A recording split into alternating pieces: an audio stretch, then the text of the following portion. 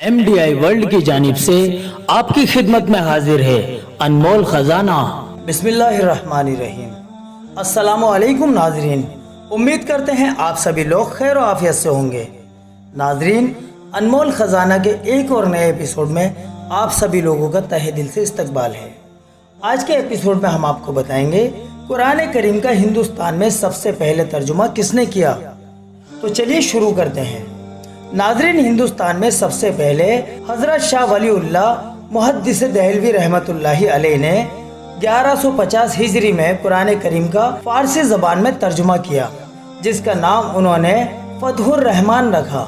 आपको बता दें कि पहले आपके इस चमन मुल्क हिंदुस्तान में उर्दू जुबान की जगह फारसी जबान बोली जाती थी, लेकिन फिर जब फारसी जबान का रिवाज कम होता चला गया तो शाह साहब ने फतहुर रहमान नामी कुरान करीम के तर्जुमे के 55 साल बाद 1205 हिजरी में उनके पोते शाह अब्दुल कादिर रहमतुल्लाहि अलैह ने उर्दू जबान में कुरान करीम का तर्जुमा किया।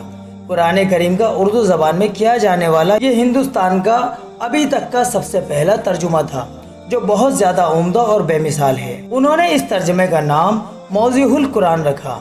फिर कुरान करीम का दूसरा तर्जुमा शाह अब्दुल कादिर रहमतुल्लाहि अलैह के भाई शाह रफ़ीउद्दीन देहलवी रहमतुल्लाहि अलैह ने किया। मगर आपको बता दें कि कुरान करीम का ये तर्जुमा लफ्ज़ ब लफ्ज़ था। आयतों की वजाहत और उनका मतलब उसमें बयान नहीं किया गया था।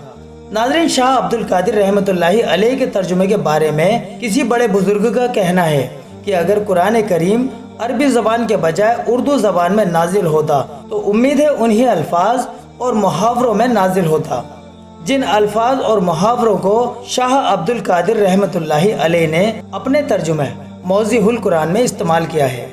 मारिफुल कुरान का मुकदमा, पेज नंबर 14 और 15।